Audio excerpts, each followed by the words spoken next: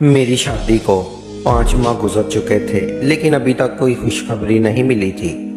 मैं बहुत परेशान थी। तभी एक दिन मैं डॉक्टर के पास गई। डॉक्टर ने मेरे शौहर को बाहर बैठने के लिए कहा और अंदर से कमरे को कुंडी लगा दी।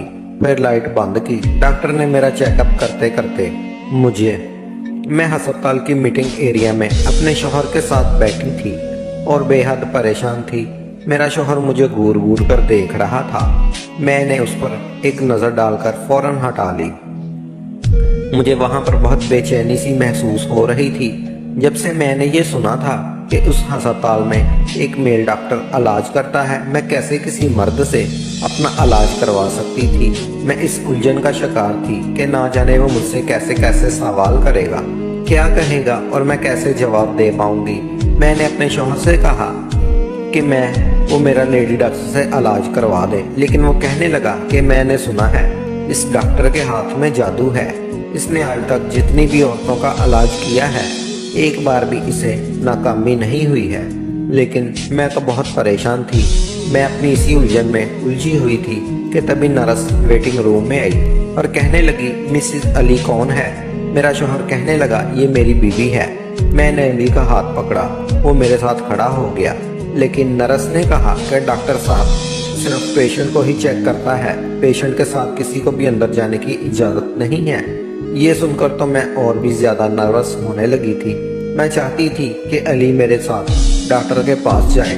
अली ने मुझसे अपना हाथ छुड़वाया और मुझे समझाने लगा कि जाओ, डॉक्टर की हर बात को ध्यान से सुनना और उसे सही सही जवाब देना। घबराने की कोई ज़रूरत नहीं है। लेकिन मैं बहुत परेशान थी। जो बात मैं एक लेडी डॉक्टर से कर सकती थी, किसी भी मेल से नहीं कर सकती थी। मुझे तो ये समझ ही नहीं आता था कि आखिर गायनेकोलॉजिस्ट के तौर पर किसी मेल का औरत का इलाज करना कहाँ तक सही है। हालांकि बड़े बड़े शहरों में ये बातें गलत नहीं समझी जाती थी, लेकिन मैं गांव से थी। लेकिन अब शादी के बाद अली के साथ शहर रहने लगी थी। मेरा ताल्लुक गांव से ही था, इसीलिए मैं बेहद झिझक रही थी। मैं इस नर्स के साथ डॉक्टर रूम तक पहुंची। नर्स मुझे डॉक्टर के रूम के अंदर ले गई और सामने डॉक्टर को देखकर मैं कुछ हैरान सी हुई थी। इसके बारे में मेरे शौहर ने कहा था, वो एक ही बुजुर्ग और नेक आदमी है। आज तक इस हाथ से किसी भी केस को कोई खराब नहीं हुआ। मेरा ख्याल से तो डॉक्टर काफ़ी उम्र दराज होना चाहिए था, लेकिन वो तो एक नौजवान सा डॉक्टर था। यही कोई अली की उम्र का ही था। मुझे देखकर उसने मुझे सामने कुर्सी पर बैठने का इशारा किया। जैसे ही मैं उसके सामने बैठी तो उसने नर्स से कहा कि कमरे से बाहर जाओ, मुझे मरीज को चेक करना है। जैसे ही नर्स कमरे से बाहर जाने लगी तो डॉक्टर कहने लगा, दरवाज़ा अच्छे से लॉक कर देना। ये सुनकर मेरा दिल और भी बेचैन हो गया था।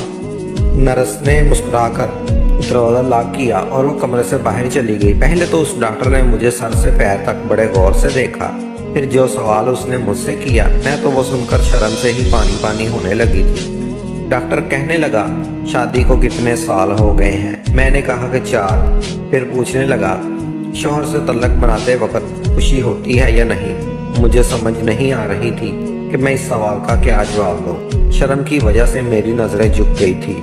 डॉक्टर ने अगला सवाल किया, आंवला होने के लिए कब से दवाइयाँ इस्तेमाल कर रही हो? मैंने कहा, पिछले 2 साल से। तो डॉक्टर ने कहा, क्या इससे पहले तुम कभी उम्मीद से हुई थी? मैंने कहा कि शादी के 1 साल बाद ही मैं उम्मीद से हुई थी, लेकिन मैं इस बच्चे को जन्म नहीं दे पाई थी, क्योंकि वो बच्चा जन्म लेने से पहले ही जानबूझकर उसे सच छुपाया था। मैं डॉक्टर को नहीं बता सकती थी कि मेरा पहला बच्चा दुनिया में आने से पहले ही कैसे मेरे पेट में ही मार दिया गया था। मेरी बात सुनकर कहने लगा, अच्छा ठीक है। फिर थोड़ी देर बाद बोला कि आप सामने बेड पर लेट जाएं, मैं चेकअप करना चाहता हूँ। यह सुनकर तो मेरे होश उड़ गए थे। मैंने कहा कि आप यूं चेकअप नहीं करवा सकती। मेरी बात सुनकर कुछ देर तो वो मुझे देखता ही रहा और फिर मुस्कुराने लगा और कहने लगा, क्यों, क्या हुआ? आप नहीं जानती थी कि आप एक मेल डॉक्टर से अपना इलाज करवाने आई हैं? मुझे लगा जैसे उसके लफ्ज़ों में तंज था। मैंने कहा, आपको यहाँ पर एक लेडी डॉक्टर को भी रखना चाहिए था। वो कहने लगा कि अब आप मुझे सिखाएंगी कि मैंने अपने मरीज को कैसे देखना है और कैसे नहीं, और मुझे क्या करना चाहिए और क्या नहीं। वो कहने लगा, यहाँ आने वाली हर औरत का मैं ही चेकअप करता हूँ। इनमें से तो कभी किसी और को एतराज नहीं हुआ। अगर आपको इतना ही एतराज था तो आपको यहाँ आना ही नहीं चाहिए था। आप बेकार में मेरा टाइम खराब कर रही हैं। ये कहते ही डॉक्टर ने सामने रखी टेबल पर बेल बजाई और वो नर्स कमरे में अंदर आ गई। शायद दरवाजे की चाबी बाहर ही लगी हुई थी जिससे उसने लॉक खोला था। डॉक्टर ने नर्स से कहा, इनके शौहर को अंदर बुलाएं। कुछ देर बाद अली नर्स के साथ अंदर आया। डॉक्टर ने उसे भी सामने कुर्सी पर बैठने का इशारा कर दिया। डॉक्टर ने कहा कि आपकी बीवी मेरे साथ बिल्कुल भी ताउन करने को तैयार नहीं है। ये कह रही है कि मुझे यहाँ पर एक लेडी डॉक्टर रखनी चाहिए थी। देखें, अगर आपने मुझसे इलाज नहीं करवाना था तो मेरा टाइम ज़ाया करने की क्या ज़रूरत थी। ये सुनकर अली ने मुझे वसीली नज़रों से देखा था। डॉक्टर कहने लगा कि आप इनके साथ वापस ले जा सकते हैं। पहले आप अपनी बीवी को मन बनाएं कि उसे अपने इलाज से मुझसे करवाना है या नहीं। जब ये दिल से राज़ी हो जाएंगी तो फिर आप लेकर आ सकते हैं। ये सुनकर कराम ने मुझे गुस्से से उठने का इशारा कर दिया। मैं खामोशी से नजरें झुकाए कमरे से बाहर निकल आई। वापसी के पूरे रास्ते ड्राइव करते हुए अली मुझे यही बातें सुना रहा था कि पिछले 4 सालों से मैं तुम्हारा बहुत इलाज करवा चुका हूँ, लेकिन तुम हामला हो ही नहीं पा रही और हर जगह से मुझे मायूसी हुई है। इस डॉक्टर की गारंटी है कि इसके इलाज से औलाद गारंटी से होती है और केस कभी खराब नहीं होता। इसलिए मैं तुम्हें यहाँ लेकर आया था, लेकिन तुम्हारे तो नखरे शुरू हो गए हैं। आखिर चाहती क्या हो तुम? अगर तुम्हारी यही हरकतें रही तो मैं अपनी ज़िंदगी से निकाल दूंगा तुम्हें। मुझे हर सूरत में अपने ख़ानदान के लिए वारिस चाहिए और तुम जानती हो मुझे एक बच्चे की सख्त ज़रूरत है। मुझे इसी साल औलाद चाहिए। अली के मुंह से ये बातें सुनकर मैं तड़प कर रह गई और अली की तरफ देखा। मैंने कहा, अली, शादी के कुछ महीने बाद ही मैं उम्मीद से हो गई थी। इस वक्त आपने मेरे साथ वो जुल्म क्यों किया? आपने क्यों मेरा हमल ज़ाया करवाया? सारी खराबी इसी वजह से हुई थी। अगर मैं बच्चे को जन्म नहीं दे पा रही तो इसमें आपकी गलती है, मेरी नहीं। और अब आप चाहते हैं कि मेरा इलाज एक मेल डॉक्टर करे। मैं तो आज गुस्से से जैसे फट पड़ी थी। मैंने अली से साफ कह दिया था कि मुझे ऐसा कोई इलाज नहीं करवाना। मेरी बात सुनकर अली ने गाड़ी की स्पीड बहुत तेज बढ़ा दी थी। मेरा दिल पहले से ही डरा हुआ था। मैं जानती थी कि वो गुस्से में ऐसा कर रहा है, इसीलिए मैं खामोश हो गई और खिड़की से बाहर देखने लगी। मुझे डर भी लग रहा था क्योंकि वो बहुत तेज गाड़ी चला रहा था, लेकिन अगर मैं उससे कहती मैं डर रही हूँ तो वो गाड़ी की स्पीड स्लो कर ले तो और भी ज़्यादा बढ़ा देता, और वो ऐसा ही था, जज्बाती। इन 4 सालों में मैं उसे अच्छी तरह से जान गई थी कि मेरा किसी बात पर इतराज़ उठाना अली को गुस्सा दिलाता है और गुस्से में वो पागल हो जाता है और फिर उसे कुछ भी नज़र नहीं आता और अली गुस्से का सहने के लिए मजबूर थी। इसके अलावा मेरे पास दूसरा कोई रास्ता नहीं था। मैं एक बहुत ही गरीब ख़ानदान से थी। वैसे तो मैं अपने माँ बाप की इकलौती औलाद थी, लेकिन इकलौते बच्चे का जो लाड़ प्यार होता है वो मुझे नहीं मिला था। लाड़ प्यार भी बच्चों को तभी मिलता है जब घर में खुशहाली होती है। हमारे घर में तो मैंने हमेशा गरीबी ही देखी थी। जब मैं छोटी थी तो पापा का एक्सीडेंट हुआ था और उनकी दोनों टांगों उस एक्सीडेंट में चली गई थी। तब से मेरी माँ दूसरों के घरों में काम करती थी और तब ही घर का चूल्हा जलता था। पापा के अंदर जिंदगी जीने की उमंग खत्म हो चुकी थी। वो चारपाई पर पड़े अंदर ही अंदर रोते रहते थे और जब मैं 15 साल की हुई थी तो पापा इस दुनिया से अलविदा कह चुके थे। मेरी माँ तो पहले ही काम करती थी क्योंकि कमाने वाला अब कोई और नहीं था और कमाकर मुझे पाल रही थी। 5वीं क्लास के बाद ही मैंने पढ़ाई छोड़ दी थी। मुझे पढ़ाई में कोई दिलचस्पी नहीं थी। हालांकि मेरी माँ ने एड़ी चोटी का जोर लगा दिया था कि मैं पढ़ लिख कर अपने पैरों पर खड़ी हो जाऊं, लेकिन मेरा मन पढ़ाई में बिल्कुल भी नहीं लगता था। घर अपना था इसलिए इतनी ज़्यादा वक़्त नहीं होती थी। अम्मी जो भी पैसे मिलते थे जैसे तैसे करके मेरी फीस भर देती थी और आगे भी मुझे पढ़ना ही चाहती थी। वो मुझे समझाती कि पढ़ाई के बिना ज़िंदगी कुछ भी नहीं। मैंने कहा कि मेरी तो जैसे तैसे ज़िंदगी कट गई है, लेकिन तुम्हें तो खुशहाल ज़िंदगी देना चाहती हूँ। पढ़ लिख जाओगी तो अपने पैरों पर खड़ी हो जाओगी और किसी की मोहताज नहीं रहोगी। लेकिन मैंने कभी भी पढ़ाई में दिल नहीं लगाया। माँ के काम पर जाने के बाद मैं अपनी सहेलियों के साथ घूमने फिरने निकल जाया करती थी। अब माँ ने मुझे पढ़ाई के लिए परेशान करना बंद कर दिया, क्योंकि वो भी समझ चुकी थी कि अब मैं पढ़ाई नहीं करूँगी। अब ज़िंदगी यूं ही गुजरने लगी और मैं 20 साल की हो चुकी थी।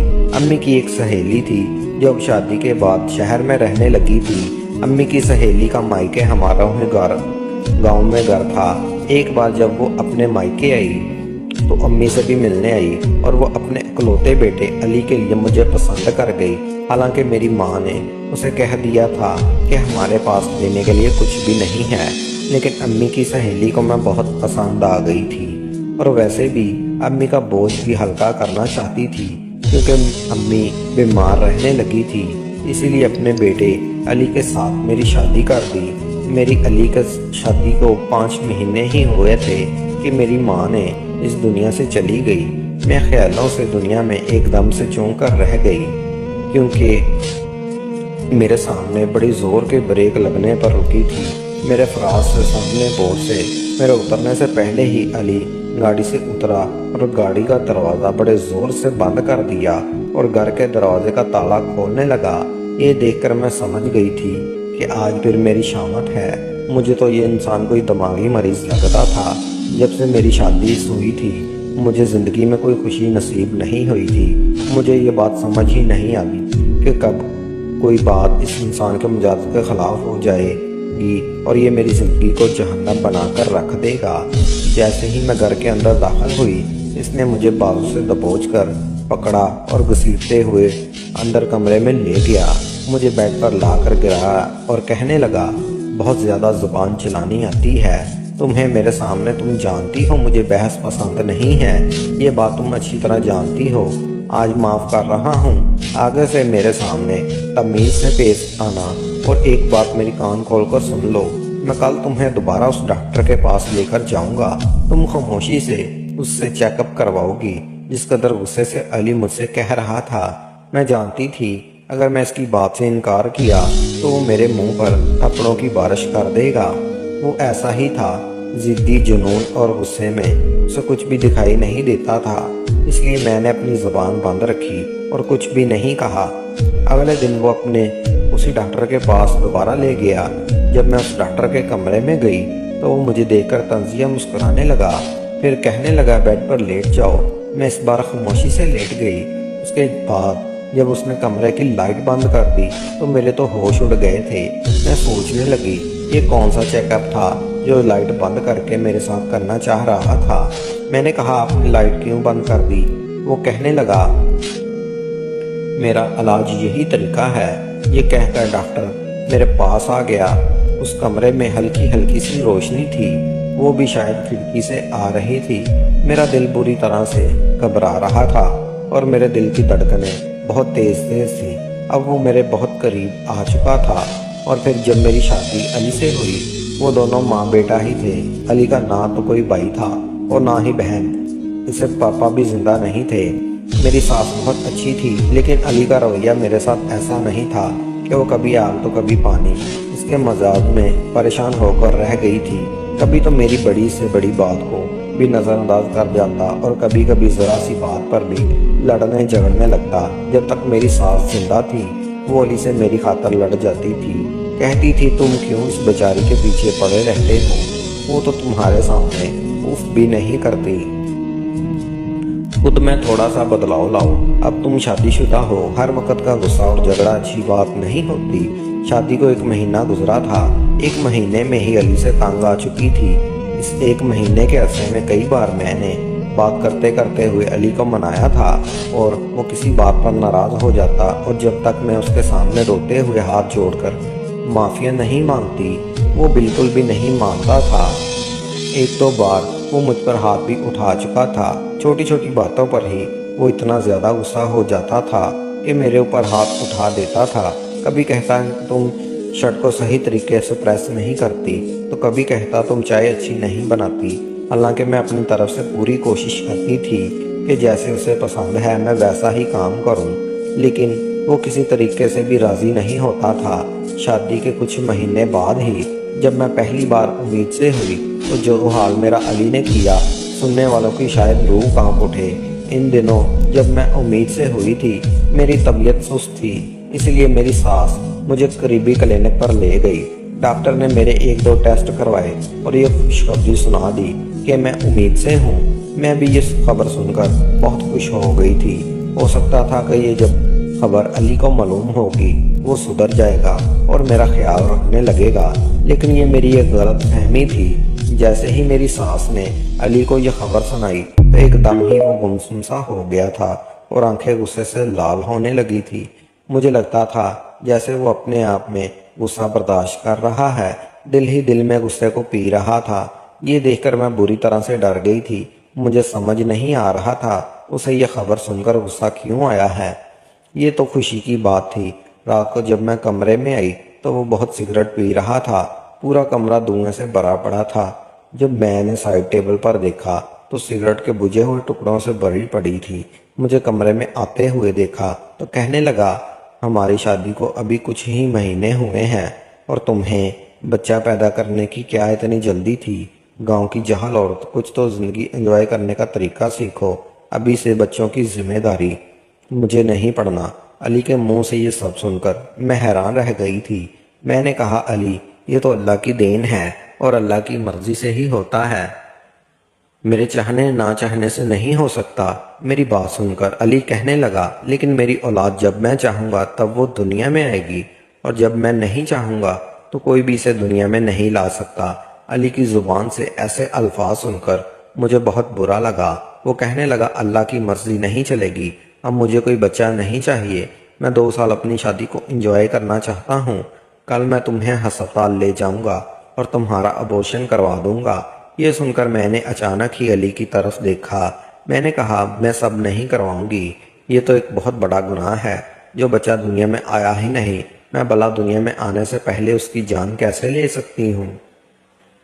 میں اس بچے کو جنم دینا چاہتی ہوں۔ علی غصے سے کہنے لگا، تم ہوتی کون ہو اس بات کا فیصلہ کرنے والی؟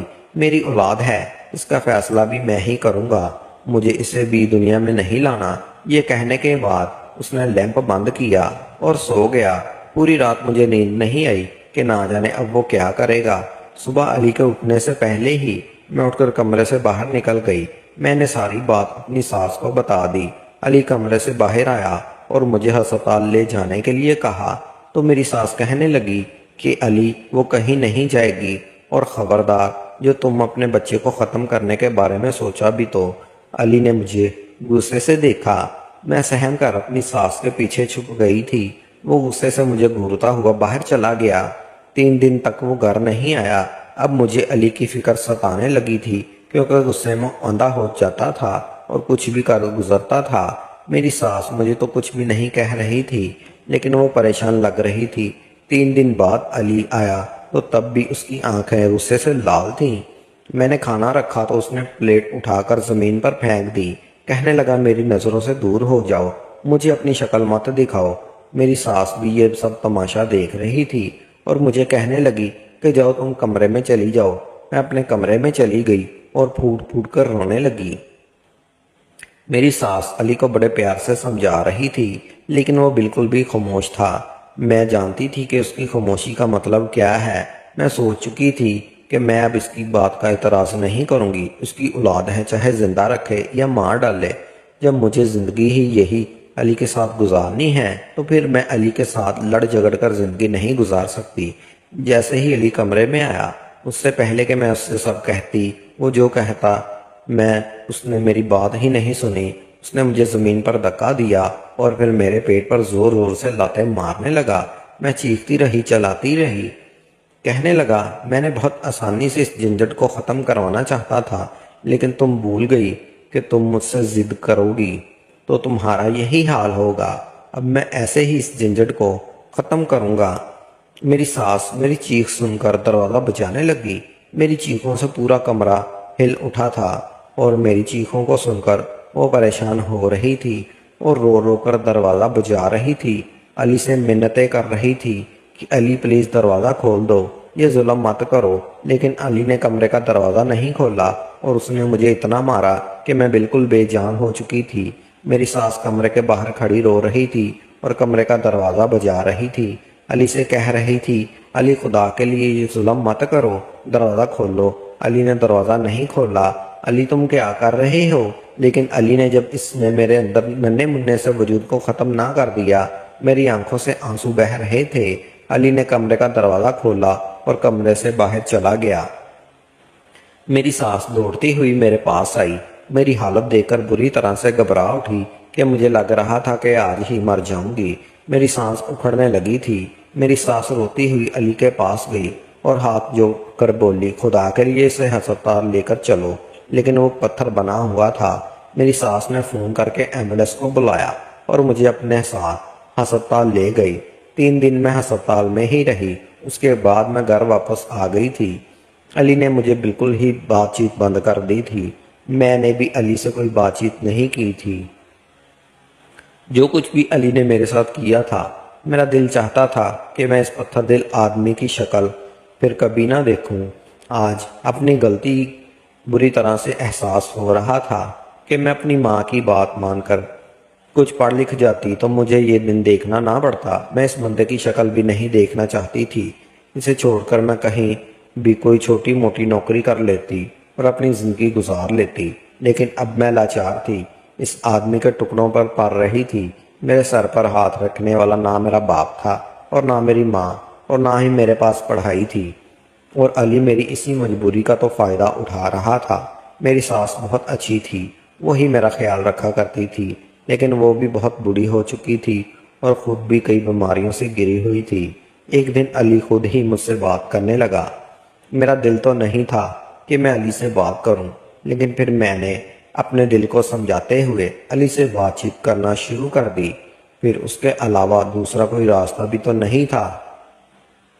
یا تو علی کے ساتھ زندگی گزارتی یا پھر واپس اپنے مائکے چلی جاتی، اور مائکے میں میرا کوئی ٹھکانہ نہیں تھا۔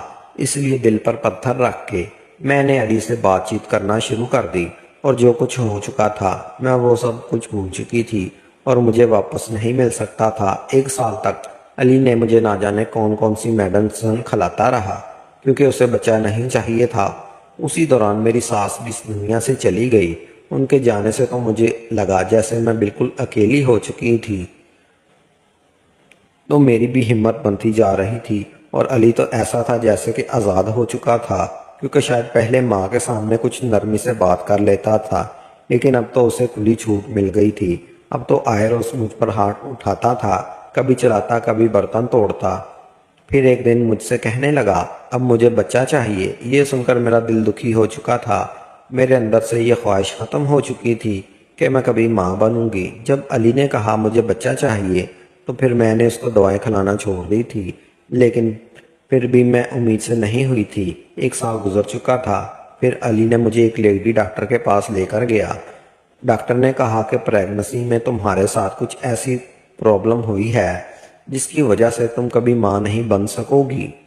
میرے شوہر نے میرے ساتھ جو ظلم اور زیادتی کی تھی، شاید اسی وجہ سے خدا نے یہ خوشی مجھ سے چھین لی تھی، اور پھر مجھ پر یہ راز بھی کھل گیا کہ علی کی اولاد کیوں چاہیے۔ اصل میں میری ساس اپنی ساری جائیداد علی کی بجائے اپنے پوتی یا پوتی کے نام کر گئی تھی، اسی لیے علی کو جو بھی اولاد ہوگی وہی ساری جائیداد کی اصلی حقدار ہوگی۔ جب تک علی کی کوئی اولاد نہیں ہو جاتی تب تک ساری جائیداد سرکار کے قبضے میں رہتی اور علی کو صرف لمیٹڈ خرچ دیا جاتا۔ یہ بات بھی غصے میں ایک دن علی نے مجھ سے لڑتے لڑتے کہہ دی تھی، اور میں سمجھ گئی تھی کہ اسے اولاد سے کوئی دلچسپی نہیں ہے۔ اسے تو صرف جائیداد چاہیے تھی جو اس کی ماں نے علی کی آنے والی اولاد کے نام کی تھی۔ اور پھر اس ڈاکٹر کے بارے میں علی کو معلوم ہوا تو مجھے اس کے پاس لے گیا۔ ڈاکٹر اندھیرے کمرے میں جب میرے پاس آیا تو اس نے مجھے ایک انجیکشن لگایا جس سے میں بے ہوش ہو چکی تھی۔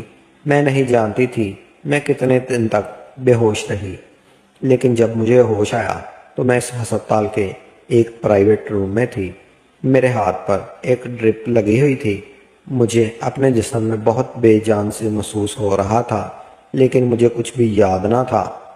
کچھ دیر بعد ہی وہی ڈاکٹر کمرے میں آ کر فون پر کسی سے بات کر رہا تھا، کہہ رہا تھا کہ جی ہاں سب کام ٹھیک ٹھاک ہو چکے ہیں، ارے آپ کی بیوی امید سے ہے۔ آخر میں کب سے اس ہسپتال میں تھی اور کب سے میں بے ہوش تھی، اور میرے ساتھ آخر کیا ہوا تھا مجھے تو کچھ بھی یاد نہیں آ رہا۔ آخر میرے ساتھ کیا ہوا تھا کہ میں بے ہوشی کی حالت میں ہی امید سے ہو چکی تھی۔ ایک کے بعد ایک سوال میرے دماغ میں گھومنے لگے تھے۔ اس ڈاکٹر نے جب مجھے ہوش میں دیکھا تو مسکرانے لگا، کہنے لگا اب آپ کو کیسا محسوس ہو رہا ہے، ٹھیک تو ہے نا آپ؟ میں نے اسے غصے سے دیکھا تھا۔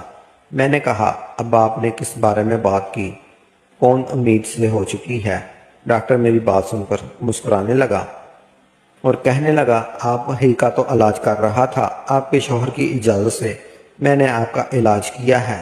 میں نے کہا میں کب کی بے ہوش ہوں، کیا کیا کیا گیا میرے ساتھ بتائیے، کیونکہ مجھے تو لیڈی ڈاکٹر جواب دے چکی تھی کہ میں کبھی ماں نہیں بن سکتی۔ وہ کہنے لگا آپ صرف 3 دن سے بے ہوش ہیں، ہم نے آپ کا اندرونی علاج کیا ہے، آپ کے شوہر کو اولاد چاہیے تھی، وہ ایک نیچرل طریقے سے ہونا مشکل لگ رہی تھی، اس لیے یہ سب کیا، اور اپنی بات منوانے کے لیے کس حد تک جا سکتا تھا مجھے اس بات کا اندازہ نہیں تھا، لیکن اس کے بعد جو کچھ ہوا میں حیران ہو گئی تھی۔ 9 مہینے بعد میں نے ایک بیٹے کو جنم دیا۔ جس دن میرا بیٹا پیدا ہوا اس دن علی اپنے آفس میں تھا۔